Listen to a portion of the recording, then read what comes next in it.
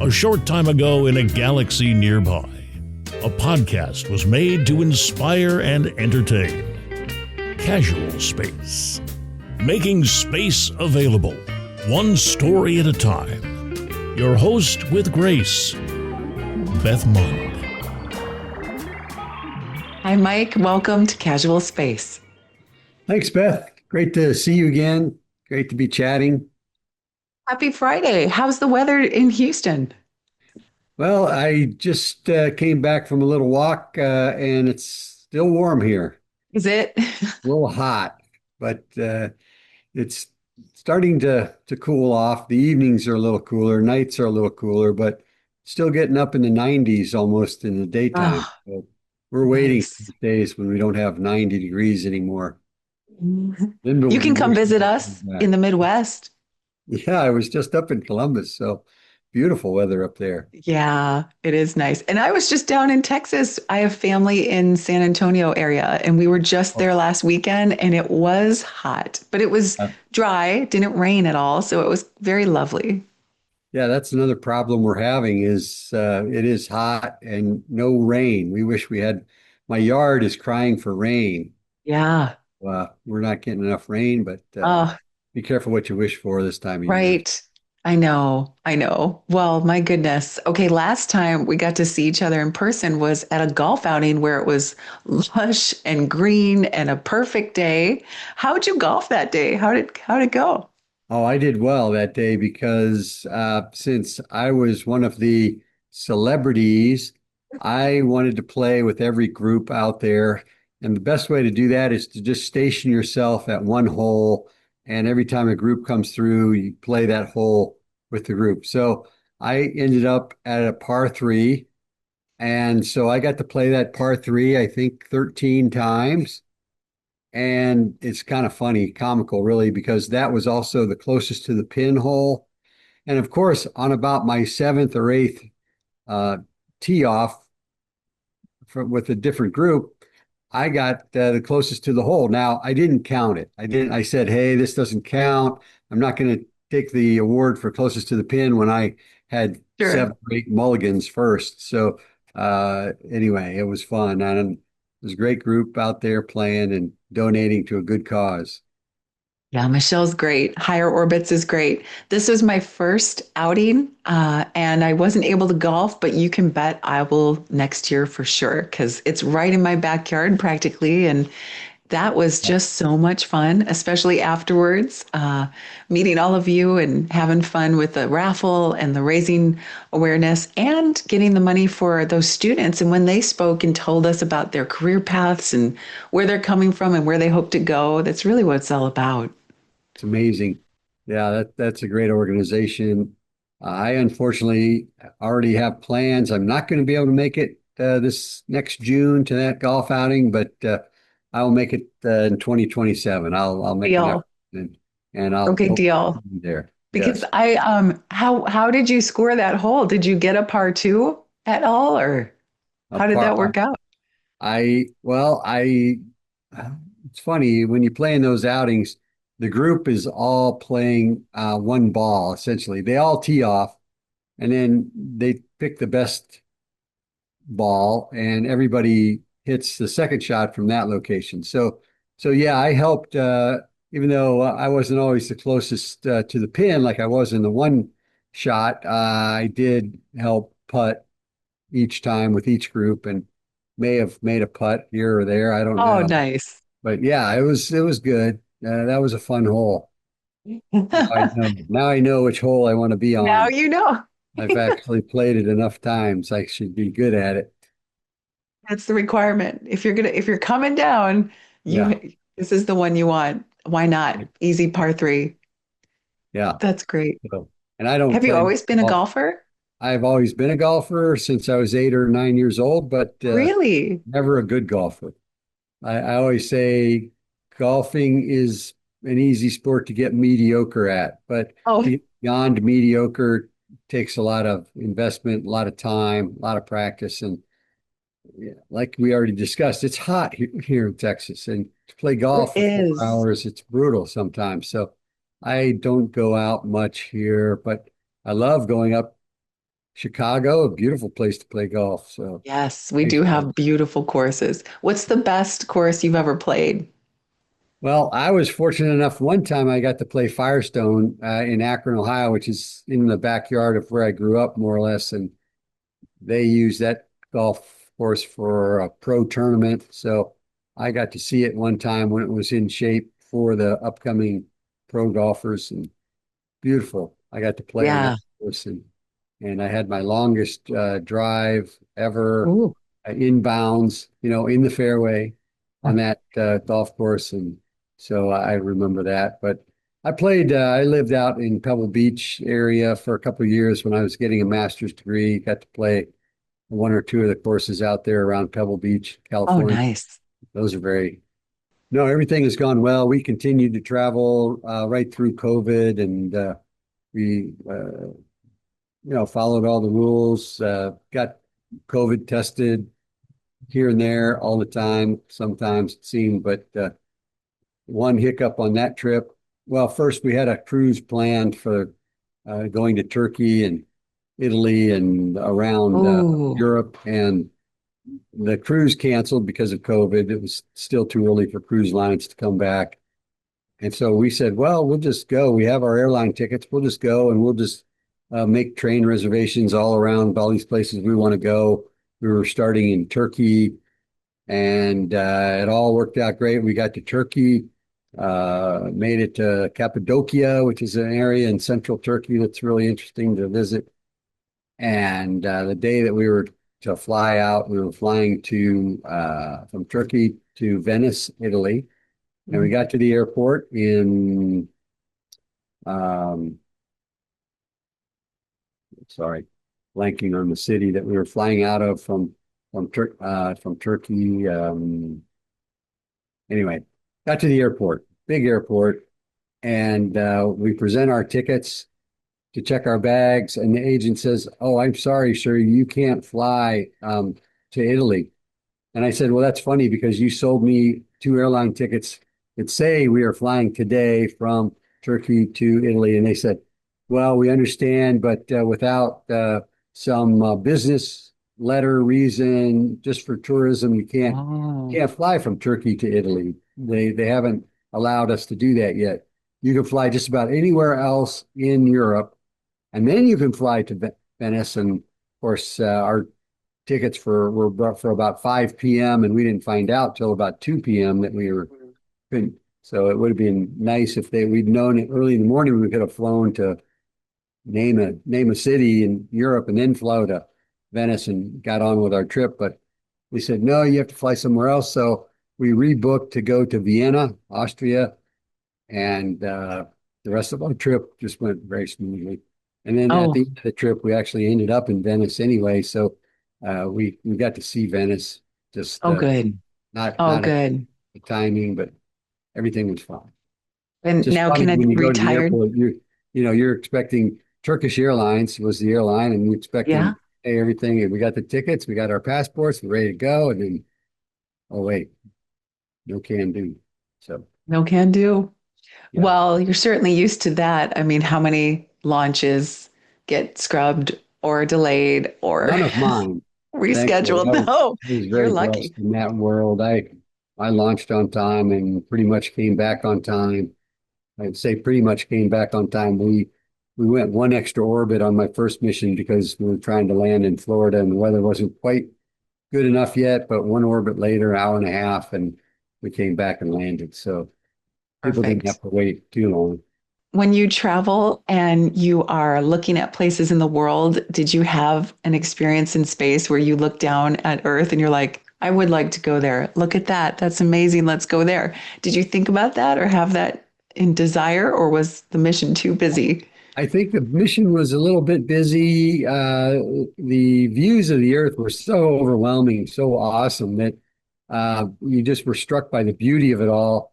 And of course, you would think, "Wow, that is so interesting. Where are we looking right now?" And it might be the Himalayan mountains or the Saharan desert, or Australia. Um, we flew over Australia on my first mission a lot. For some reason, whatever orbital mechanics, the mission design. It just seemed like for the first few days, at least, we were always going over the top of Australia. It became kind of a crude joke that somebody would say, "Hey guys, come to the window. We're about to fly over Australia."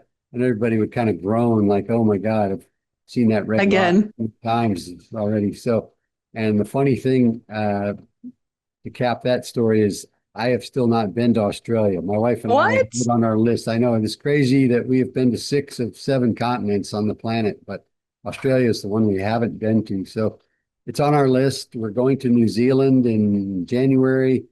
I'm not quite going to make it to Australia that trip. I know we're close and we should just go, but because Yeah. I'm the mayor, I have to try when I can to make it to city council meetings. So that is a cruise that we're going across the Pacific on, and going to end up in New Zealand with just a couple of days. We probably could venture on to Australia, but we wouldn't have much time there. So we thought, let's just wait and do that. Okay. Oh gosh. I was going to ask you which politics are harder, the mayor or NASA politics? Well, I never noticed much of the politics at NASA. I'm sure you did. I'm sure I would be naive to say there's not politics. I know there is, but at least I felt like I was pretty much unaffected by it. Some people might say, well, what about the politics of getting assigned to a mission? And I never saw a lot of politics play into that. I thought the way that the chief astronaut assigned astronauts to missions was very fair. Uh, and my turn came along when it was my turn, and it was great. So I think the politics of being the mayor of the 87th largest city in Texas, well, uh, there's a little bit of politics, but Yeah, little. I always say politicians are what make give politics a bad name, really. But we Well, Friendswood's a lovely place. It's and really great. yeah, and there's 7 of us just on city council, just really just trying to make the best decision for our residents. That's I great. don't think anybody, for the most part, plays politics. They sometimes have positions that they feel strongly about, and sometimes we argue a little bit, but at the end of Yeah. the day, most of the time I win. I win my vote. My side of the argument prevails, and we move on. But I love it. How was that transition from Navy to NASA? Was that an easy one? Was it was that just the very next step? It Yeah. was just the next step. It was very easy.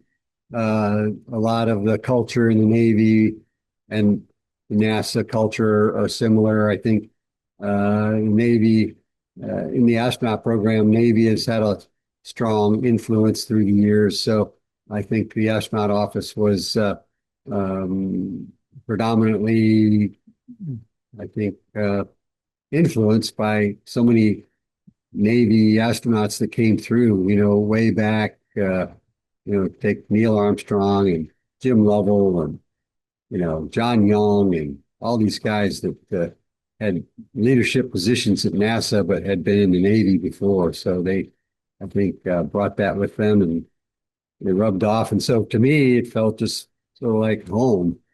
Yeah. So, uh, And how about the transition from NASA now into being mayor? And that how did that go? Was that bittersweet? Was it difficult, or was it the well, next natural step? I didn't leave NASA to run for mayor of Friendswood. Definitely. I wasn't even thinking that. I never thought that.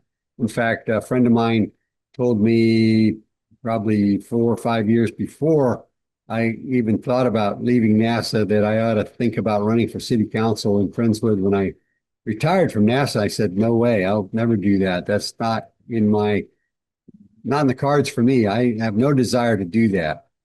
I left NASA because my wife invited me to join her consulting firm, and she had a very successful construction project management consulting firm here in Houston. And she was construction for her entire career, now retired also, but for 43 years, she did construction all over the place. Wherever we lived, she was working for some construction company and in that world. And so I saw that. Well, I thought, at that point, I'd been with the government for 40 years, and I thought maybe this time I'm not looking at flying another mission. So my flying and space days are over. I'm still enjoying my time at NASA. I stayed there for 6 years after my last mission. So that tells you, I think, that I enjoyed supporting the other missions and being part of it. But at that point, she said, "Hey, why don't you come? I could use you. I could use somebody to do business development for the firm." And so I joined her and I loved it. I had a little more time working for her. She wasn't a slave driver. And I'm not saying NASA was a slave driver either, but NASA had me traveling and very Sure. good. Sure. And I came home, worked for her, and I had a little more time. I got involved with some things, some civic activities going on here in Friendswood, and we saw a need. A group of us saw a need for something to be done in our downtown area. That we had some dilapidated buildings that just needed to come down, and uh, city council at the time wasn't high on their priority list. So I heard that. I went to the mayor and talked to him, and he said, "Well, I understand. I do understand that it is important, but it's not. We don't have the money for that right now." So I said, "Well, I'll run for city council, and I'll." So that's what I did finally. That's Uh, what pushed me into that. Is that one issue? A lot of politicians, local yeah. politicians, a lot of times, it's one issue that drives them, and then you get involved, and of course, everything is important to me now, but I served for 2 years in city council, and then we were starting to steer the ship, and improve the downtown. And the mayor decided he was not going to run for a re-election, so everybody told me I needed to run for mayor, and that was 2018. I ran for mayor the first time, got elected, and yeah, we have 3-year terms, so I've been reelected 2 times. And in 2027, I can't run again. I'm term limited, so I have There about a it year is. left. So it'll be, having never wanted to be. My mother was a city council member when I was growing up in Wadsworth, Ohio, and I saw what she did, and I thought, hey, I'm proud. She's giving back to the community, but never in my wildest dreams did I think, yeah, maybe I'll do that someday. No, never a thought. But here I am. Never say And here never. you are.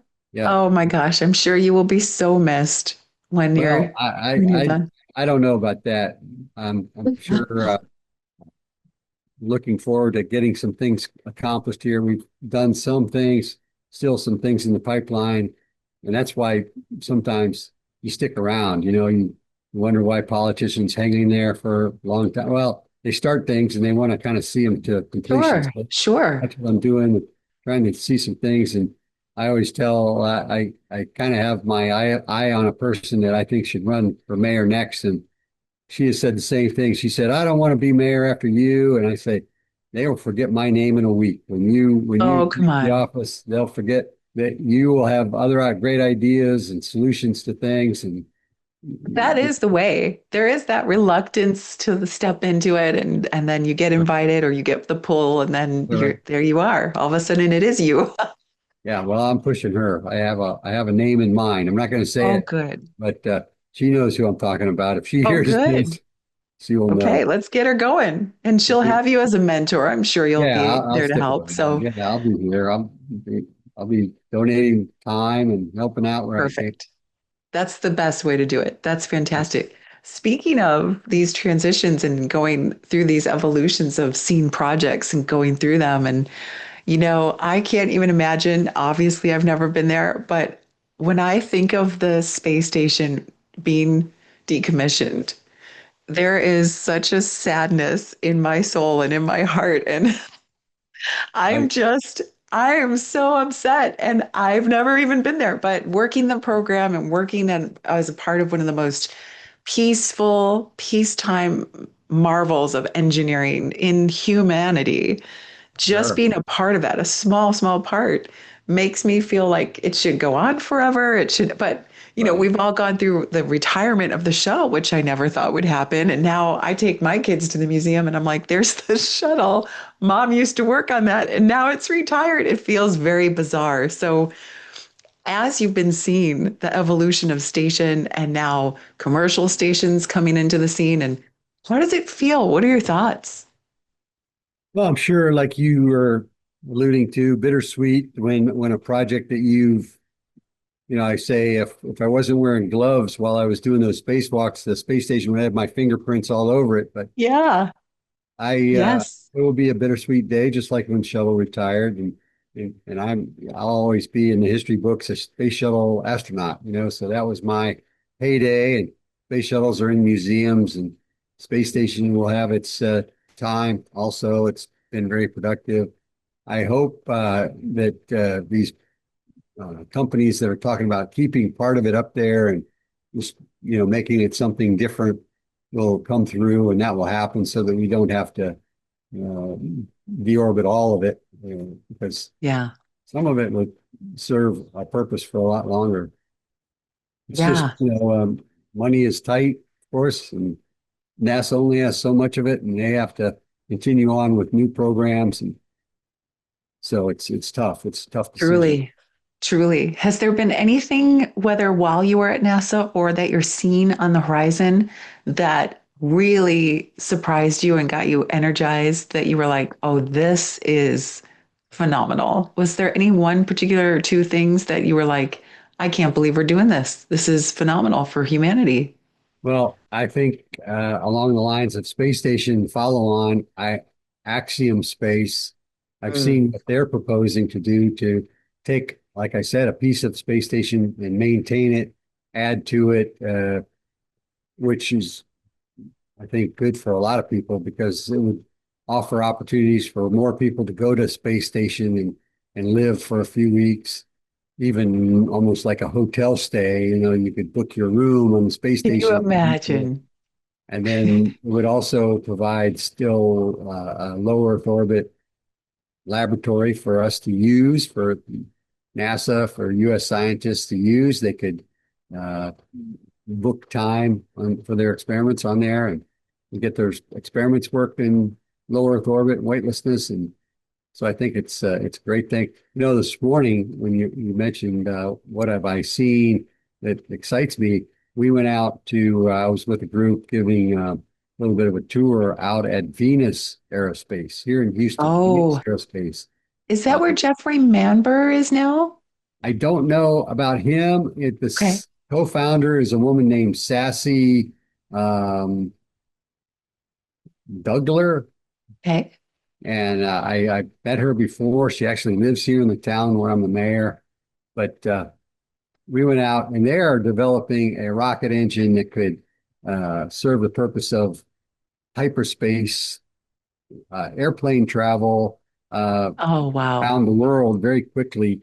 So it's the things that they're talking about, what they're seeing, what they're accomplishing already is getting pretty close to having a rocket that could be strapped onto an airplane that take it Wow. very high, very fast, and go from here to Tokyo in a couple hours or something. And it's Would you crazy. just love to test pilot that Yeah, that if would they be asked something, you? wouldn't it? Oh yeah, sure. That would be phenomenal. I If always, Axiom Space asked you, would you go? oh yeah, sure. Axiom. Now they got a couple of good astronauts on there. Peggy? There, Peggy, Mike Lopez Alegría, Yeah. and they're the right people to have because they've both been space station commanders. And when they take those paying customers up to the space station, you need somebody to shepherd them around that's actually been up there and in charge and keep somebody from Yeah, touching them. don't touch anything. Don't touch. Yeah. Look out the window, don't touch. But so no, but that would be awesome. Yeah, I would jump at it. I always There joke you that go. NASA has my phone number. Okay. You heard it. You heard Yeah, it, NASA. Oh my yeah. gosh. I'm ready. NASA's evolving too. Yeah. It's like also bittersweet, but also I think about I think about it often on how far we've come, everything we've accomplished, the many, many presidents, the many budgets we've seen, the many things that we've done with what we've had. And so I think about that. And the thing I always point towards that I can truly appreciate is definitely Space Station. It's Oh, yeah. just such an international miracle, really. And for you to have delivered the module you did and put it to help being part of the assembly process is really phenomenal. Yeah. What a Yeah. thing to have Well, had be a part of. very proud to have been a part of that. That was a great time in my life. I worked really hard to get there. It was all worth it. I wouldn't trade it for anything. How did the Navy get you ready for that? Was it like Well, not yeah, I went to the Navy because growing up in Ohio, I don't know if I ever told you this story. There are more astronauts from the state of Ohio than any other state. And what people, is about that? what is it about that? I joke, I say it's just a lot of people looking for work outside the state, but that's not true. The truth is that early in the space program, Ohio was fortunate to have three astronauts in the first two groups. When they only had 16 total astronauts, there was John Glenn, Neil Armstrong, and Jim Lovell, the guy we all know, who lived in Chicago for most of his life, but was born in Ohio. And the news media, when there were these three astronauts, hometown boys, in the space program, they talked about it all the time. So I think every other day when I'm 5, 6, 7, 8 years old growing up there, I heard stories about astronauts. And it's kind of like the news media when they latched on to the Butch and Sonny story last year. Well, the news media in Ohio latched on to these Ohio astronauts Yeah. very early on. And so I think me and a lot of Ohio astronauts from my generation were inspired by those stories. And so ended up following that path. And I decided, well, those three guys were naval aviators. I'm going to be a Navy pilot and become an astronaut. And that set me on the path. And I ended up going to the Naval Academy. And little did I know, the Naval Academy is also a breeding ground for astronauts, more astronauts from the Naval Academy than any other school. I think Yeah. they just selected the 57th graduate in this last class, Naval Academy graduate to be an astronaut. So quite a few Naval Academy grads and became a pilot, became a test pilot, and applied to NASA 8 times before I was selected, but finally got in there and it was all worth it. That was all worth it. Yes. What was your class? The 17th class of astronauts? Did I read correctly? That's right, the Penguins. So The Penguins. inspired by those guys from the first and second class and ended up in the 17th class. That's And perfect. John and Neil and Jim Lovell all became friends, so it was very Wow. cool to come full circle. The people that inspired you are now, still around and you're able to share stories and talk to about the things that you've all shared. Do you get calls from the latest class? Do they reach out to you and say, "What about this?" and what do you think? I Not yet. I wish they would, because I Oh, would tell them where to live. I would say, "Hey, move here to Friendswood. yes. We're very proud right now. I think we have more astronauts living in the city of Friendswood than any of these other cities in the area. I think we have about 10 of the active astronauts living here, including Reed Wiseman, the commander of Artemis, Sure. is living here. And When he's home. well, yeah, when he's home, but he's on. He allowed me to put him on one of our volunteer boards. Funny. I know Oh, he's wow. a board that meets quarterly, so he's able to make some of the meetings. But he's a trooper. He's a true good citizen. He said, "Yeah, sure, I'll help out. I'll volunteer Uh, with some of my that's what you time want. when I'm Well, always traveling." But uh, that sounds like him. Well, as more and more people, and not just the most recent class of NASA astronauts who are, the cream of the crop, but as more people are wanting to access space and move towards becoming a space traveler or experiencer, whether it's tourism, commercial space flight, what have you, what advice do you often give when they ask that of you? What do you say? well, I tell them, hey, that's the best job in the world, becoming an astronaut. If you have that dream, stoke that dream, keep working towards that. Don't give up. I tell, if I was just a regular 68-year-old guy, I would have forgotten about all of my failures in my life. I would have put them all behind me. But on a weekly basis, I get to tell the story about how I had to apply to NASA 8 times. I failed 7 times getting accepted. And so, it's a long road sometimes, but I say if it's something you really, really want to do, like it was for me, don't give up. Just keep working hard and persist. Perfect. Was Mike Massimino one of your classmates? No, he was in the class ahead of me. So Okay. He had a similar story as well, where I think he had several applications and then finally right. got selected. And I love that in his story too, he actually went in his college course to one of the wrong courses, sat in there for like a week and a half until he realized he was in the wrong class. Well, he's a crack up. And I was sitting, it's in Friendswood. I'm involved in a lot of things going on, and I'm sitting at a dinner in Friendswood 3 months ago next to one of our optometrists in town, who's a friend of mine. And she leaned over to me and she said, "Do you know Mike Massimino?" And I said, "Of course I know Mike Massimino. In fact, let's take a selfie and I'll text it to him right now."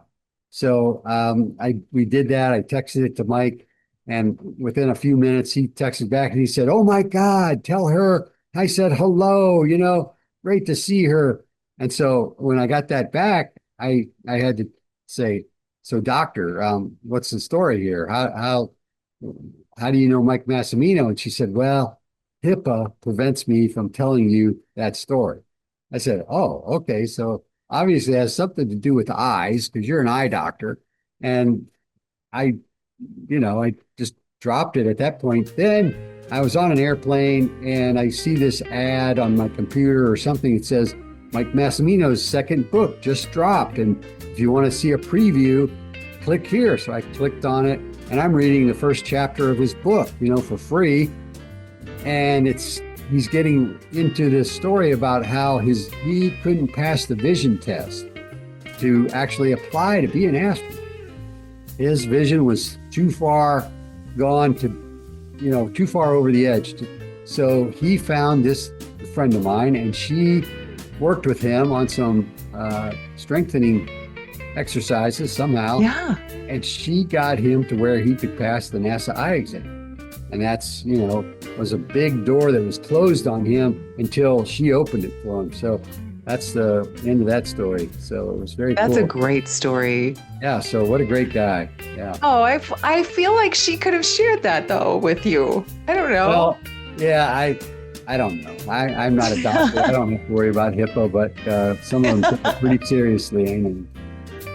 That's amazing. Did you have any eye conditions before, like after you got back from your space flights at all? Any changes? No, I didn't have any. That's great. I wasn't there long enough to have to worry about that. The longer Sure. I have to worry about it. But Okay. that was good. I still have really good distance vision. So knock on That's wood. fantastic. Something in my body is holding up. So Do you still fly? I don't fly anymore. I said when I had my last flight at NASA that I'll keep my civilian airline or my civilian private pilot license up current, but I haven't wanted to go back. I don't miss it. Don't miss it. 40 years. The ships are your speed now. You like the exactly. cruises. So I'll let somebody else fly the airplane and I'll just jump in the back. If you enjoyed this episode, give it some stars by rating and reviewing it on your podcast platform. Embrace the space. Casual space.